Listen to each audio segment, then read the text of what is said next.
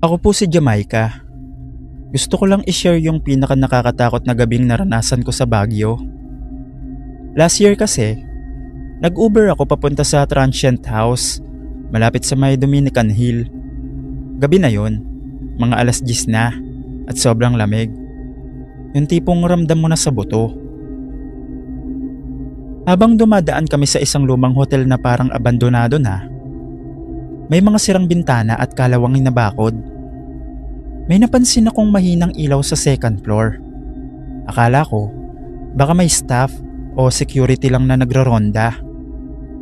Pero nung tumingin ako para tiyakin, may babaeng nakatayo sa may bintana. Nakaputing bestida at basang-basa ang mahaba niyang buhok, parang bagong galing sa tubig. Noong una, hindi ko siya masyadong makita dahil madilim at maambon. Pero nang biglang dumaan ang ilang ilaw ng ibang sasakyan sa mismong bintana, doon ko nakita ng malinaw ang mukha niya. Grabe, parang pinapahirapan siya. May mga pasa, sugat at namumugto ang mga mata. Hindi ako makagalaw sa upuan ko. Tapos, tinitigan niya ako ng diretso sa mata. Ramdam ko sa buong katawan ko na hindi siya ordinaryong tao. Bigla niyang itinaas ang kamay niya, parang humihingi ng tulong. Gumalaw ang labi niya, pero wala akong narinig na tunog na lumalabas. Pero sa isip ko, rinig na rinig ko ang parang sinasabi niyang, "Tulungan mo ako." Nanginig ako sa takot nun. Alam ko na sa oras na yon, multo siya. Baka isa sa mga babaeng pinahirapan ng mga Hapon noong World War II. Marami raw kasing naging biktima sa lugar na yun, lalo na sa mga lumang gusaling ginawang himpilan ng mga sundalo. Hindi ko na kinaya. Sinabi ko sa driver, "Kuya, pwede po bang pakibilisan? Gusto ko na po kasing mag-CR eh." Ayun na lang yung sinabi ko. Hindi na ako tumingin doon sa bintana at yumuko na lang. Hanggang ngayon, hindi ko makalimutan yung mukha niya at yung kamay niyang nakataas na parang nagmamakaawa.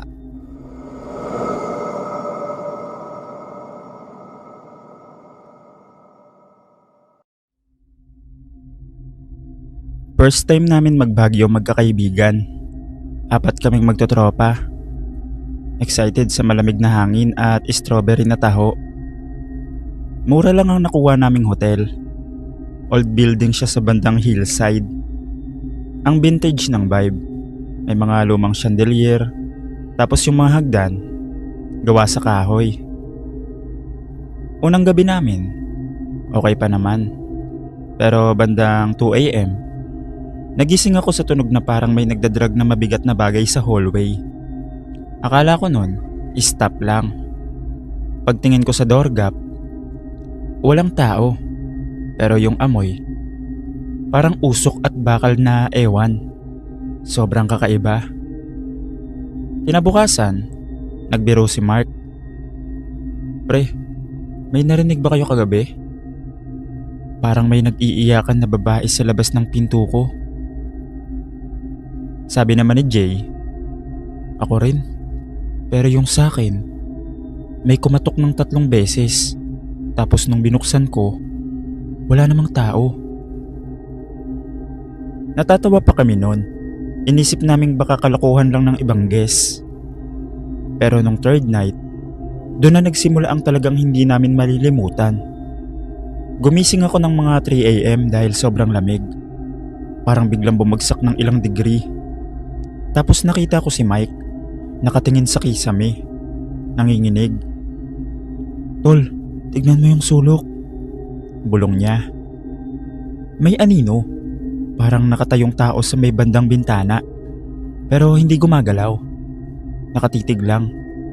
Sabay narinig namin yung tunog ng pinto na dahan-dahang bumubukas. Tapos may bumulong sa tenga ko. Hindi ko maintindihan yung salita, pero ang bigat sa dibdib. Doon na kami lahat nagising.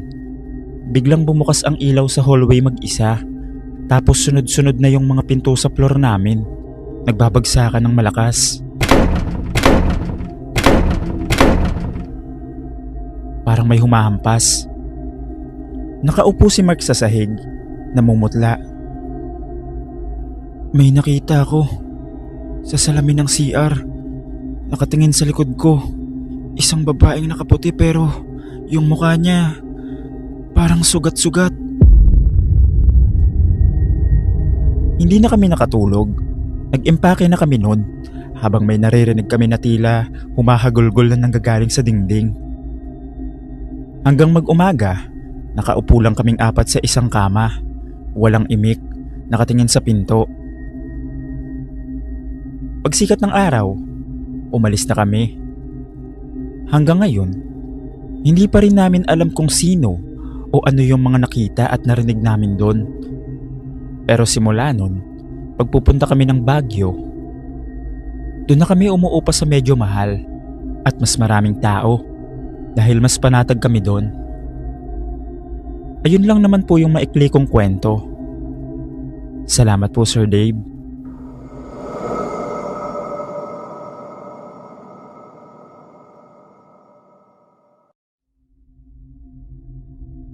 May lumang hotel sa may bandang South Drive. Di na masyadong pinapansin ng mga turista kasi mas bago na ang mga katabi. Pero noong 2009, napilitan kaming magstay doon ng mga pinsan ko kasi peak season at puno na ang lahat. Ang ganda ng lobby. May mga lumang grand piano, mga painting ng mga tanawin noong 1960s, at mababait ang staff. Pero ramdam mo agad yung tahimik. Yung tipong parang may kulang. Parang may mga bintana na dapat nakabukas pero nakasara. Yung mga ilaw sa hallway, dilaw at minsan kumukurap-kurap pa. Apat kaming magpipinsan. Unang gabi, okay pa. Pangalawang gabi, napansin namin na parang laging malungkot yung isang receptionist. Tinanong namin kung bakit konti lang ang guest. Napabuntong hininga siya sabay bulong. Kasi po may mga bisitang tumitigil sa pagdating, tapos hindi na umaalis. Hindi namin masyadong naintindihan. Pero ng pangatlong gabi, nagising kami ng sabay-sabay ng 1:30 ng madaling araw. Namatay ang kuryente. Tapos may narinig kaming hagod ng paa sa koridor. Sunod-sunod, parang mga taong nagmamadali. Tapos may boses ng isang lalaki. Parang nagmamando siya sa wikang banyaga. Malakas yun, galit. Tapos ang sumunod, may babae na sumigaw. Tumakbo kami sa bintana. Pero walang tao sa labas. Wala ring sasakyan. Kinabukasan, nagtanong ulit kami dun sa matandang receptionist at doon niya nakwento. Noong 1970s daw, sikat daw ang hotel na to. Pag-aari ito ng isang matanda na si Don Alfredo. Pero noong 1983, may nangyaring di umano'y robbery na nauwi sa patayan sa penthouse. 5 katao, 3 staff, isang bisitang dayuhan, at yung anak ni Don Alfredo ang mga natagpo ang patay. Bale 5 sila. Hindi nahuli ang salarin, pero mula nun, nagsimula nang bumaba ang bookings. May mga bisitang nagrereklamo ng mga may multo daw. May mga anino, minsan may bumubulong, at yung amoy ng lumang usok sa kwartong walang tao. Si Don Alfredo po, hindi na rin na-recover.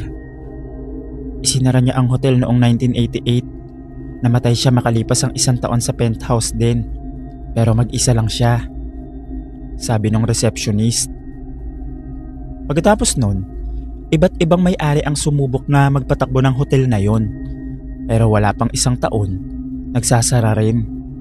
Ang sabi ng mga matatandang taga Baguio, hindi raw talaga tumigil ang operasyon ng hotel. Tumigil lang ito para sa mga buhay. Kasi para sa mga patay na bisita, tuloy-tuloy pa rin ang gabi-gabing check-in. At hindi na raw sila umalis.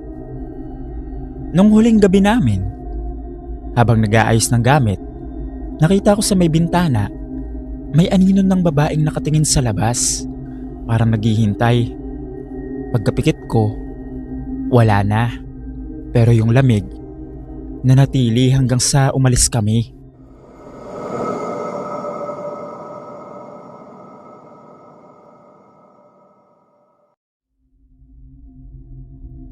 First time ko sa Baguio. Excited na excited ako. Kasi puro lamig at pine trees lang ang nasa isip ko simula nang nagbook kami ng ticket. 3 araw kami mag-i-stay doon. At ang hotel na nakuha namin, hindi ko alam kung swerte o malas ang tawag doon. Sa may Leonard Wood siya, malapit sa Camp John Hay at sa mga sikat na kainan. Mukhang maayos naman sa picture. Classic, vintage, yung tipong may kasaysayan na parang natigil sa panahon. Pero pagdating namin, parang may kakaibang hangin na sumalubong sa amin pagkatapos ng mahabang biyahe mula Manila. Yung tipong hindi mo maipaliwanag. Parang may bumubulong sa tenga mo kahit walang nagsasalita. Tinanong ko pa yung kasama ko kung may naririnig siya. Sabi niya, wala. So inisip ko, baka pagod lang ako. Hindi siya social na hotel. Merong mga chandeliers at marble floors. Mas parang bahay na luma na ginawang hotel. Yung tipong naging tirahan ng mga Amerikano noong 1900s. Yung lobby, maliit lang. Pero may mga vintage na sopa. Parang galing sa panahon ng lolo't lola mo. Yung receptionist, isang matandang babaeng nakasalamin. Naka-cardigan siya kahit malamig na. Nakangiti siya sa amin. Pero yung ngiti niya, kakaiba. Room 207 kayo. Sabay inabot niya sa amin yung susi. Susi talaga. Hindi pa yung card na minamagnet lang. Nakasulat sa susi, 207, na medyo nagpe-fade na yung letra. Mag-ingat kayo sa elevator. Sira yun minsan. Mas okay na maghagdan na lang kayo. Mas safe. Sira? 4 na palapag lang naman to. Sabi ko na lang sa sarili ko, carry naman. Mas malala pa nga yung inaakyat namin sa school dati. So naglakad na lang kami paakyat. Dala yung mga bagahe namin. Pero yung hagdan, parang lumang pelikula. Yung creaky ng sahig na may tunog na parang may sumusunod sa'yo kahit wala naman. Yung ilaw, kulay dilaw. Tapos kumukurap pa.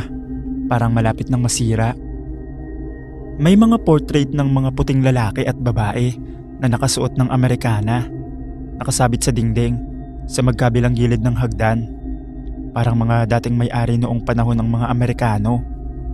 Yung mga mata nila, parang sumusunod sa bawat galaw mo. Yung tipong kahit sang anggulo ka tumingin, nakatingin pa rin sila sa'yo. Medyo nakakakilabot, pero sabi ko sa sarili ko, arte lang to. Pagod lang talaga ako. Pagdating namin sa room 207, binuksan ko yung pinto at sinalubong ako ng sobrang lamig. As in yung tipong hindi mo na kailangan ng electric fan o aircon. Parang nasa loob ka ng ref. Binuksan ko yung bintana para makita yung tanawin. May mga pine trees na may pag na bumabalot at yung preskong hangin ng Baguio. Ang ganda, parang painting. Pero may napansin ako sa cabinet. May maliit na salamin na may mga gasgas. Lumapit ako para tignan. At parang may nakasulat gamit ang kuko o matulis na bagay. Pinagmasdan kong mabuti. At ang nakasulat, tulungan mo ako. Mabilis kong binaliwala yon. Baka imagination ko lang. O baka dating bisita yung may gawa nun. Nang gabing yon, pagkatapos namin kumain ng dinner sa labas at bumalik sa hotel, tulog na agad yung kasama ko. Ako naman, hindi makatulog. Masyadong tahimik. Yung tipong rinig mo yung sarili mong paghinga. Tapos mga 3:00 ng madaling araw, nagising ako bigla. May narinig akong tugtog ng piano mula sa baba.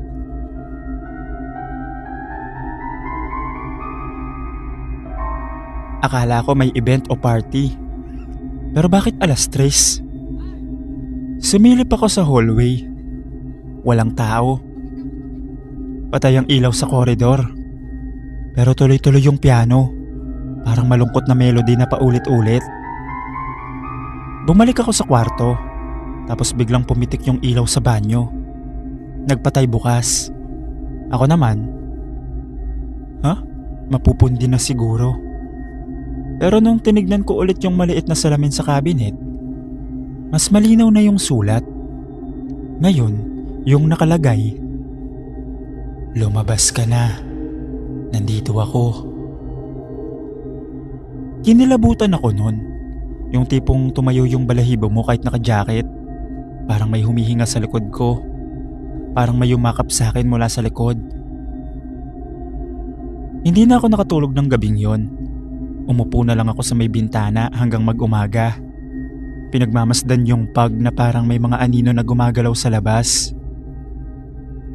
Kinabukasan, bumaba agad ako para magtanong sa reception. Sabi nung matandang babae, "Room 207. Dati raw kasi may babaeng nagpakamatay dyan noong 1980s. Iniwan siya ng nobyo. Nagpakasal daw yung lalaki sa ibang nabuntis niya. Naglayas siya papuntang Baguio para magsimula ng bagong buhay. Pero doon siya nagpakamatay. Sa kwartong yan. Hindi ko alam kung totoo lahat. Pero maraming nagre-request ng room na yan. Mga thrill seeker, mga journalist, pati mga estudyante na naghahanap ng multo." Ako, naisip ko, hindi naman ako thrill seeker. Pero bakit parang gusto kong bumalik? Pagkatapos nun, Sir Dave, umalis na kami.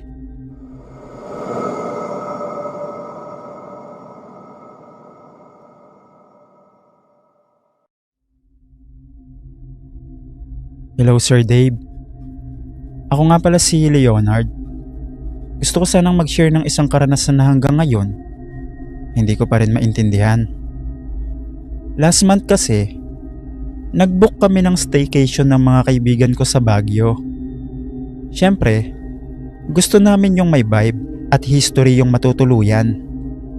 Kaya napili namin ng isang lumang hotel malapit sa may Session Road.